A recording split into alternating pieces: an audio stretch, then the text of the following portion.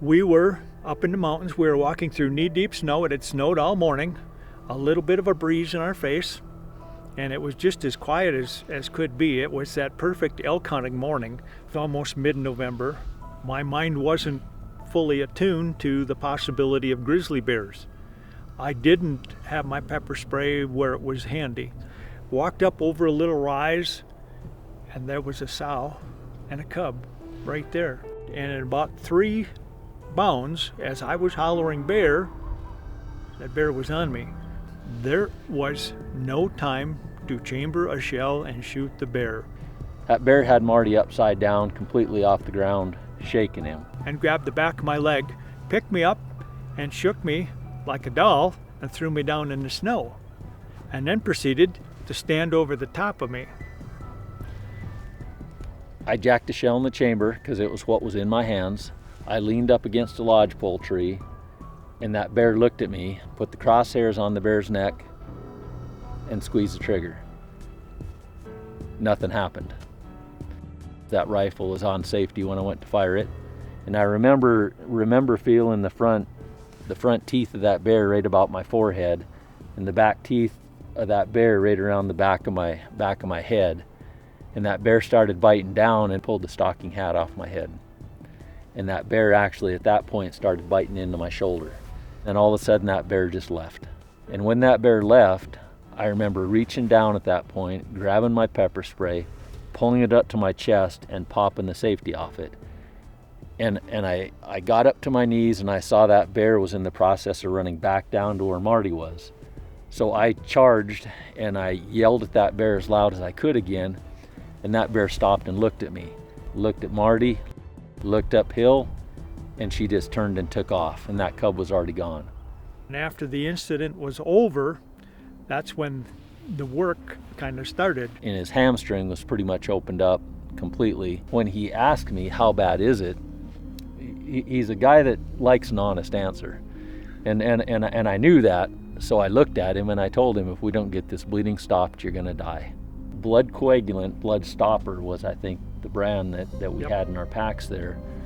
Getting that packed in that wound and wrapping it with what I believe was vet wrap that we had at the time. And it took care of the danger, the situation that had to be dealt with at that time. And we suggested that we send that third person down for help and you and I just stay there. We had a fire going. We were going to be dry and warm.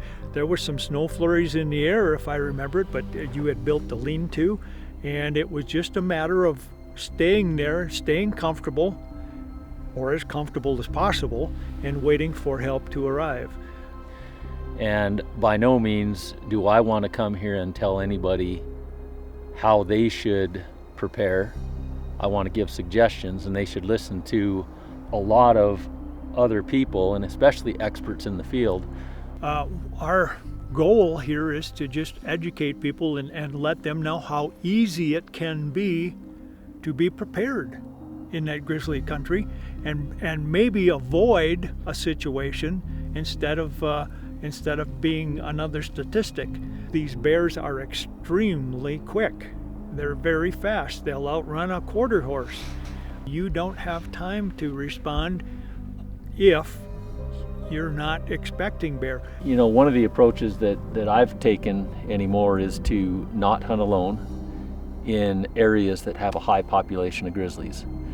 And I always carry 2 instead of 1 defense mechanisms, pepper spray and or firearms attached to me, just in case you lose one of those defenses that you're using. You always have a second one attached to you. And when we were hiking through the woods or coming back to camp, we always had the what if scenarios. What if we ran into a bear? What if that bear was there?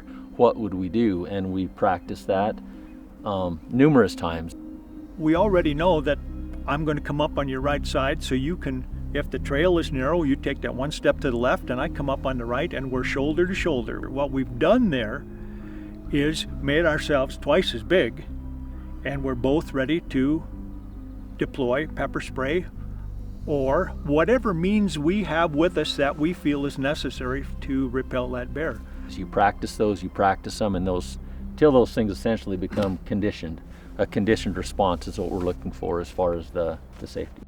The preparation and practice actually led into what I feel could have been probably one of the most dangerous situations with bear encounter, and how that situation actually came out with neither one of us actually being touched by that grizzly bear. I remember walking in front of Marty and walking through the timber, and due to the bear sign that was around and the bears that we knew were around, I was actually carrying that pepper spray in my hand. And I remember looking down to the right and actually seeing an elk laying, horns up, laying on its side. And about the center of that elk, there was a bear that was actually laying, appeared to be sleeping on this elk. And then Marty at that point followed the protocol that we've had set up on what we do when we encounter a bear. That bear woke up and put on a charge. And it's a lot like a car wreck.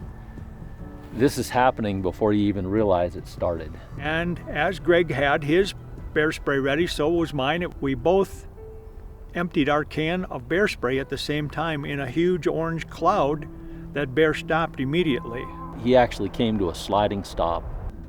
And at that point, we were both out of pepper spray. And that's where it comes back to the importance of having, I think, a second backup measure. So when that bear turned and looked at us, the only thing I had left was my .44 Magnum. And I remember pulling that out and getting ready and set for a second encounter. He turned around then and headed off in the other direction. The more you pre-plan, the more you run through a scenario, the better you're going to be when that situation does come about. I agree.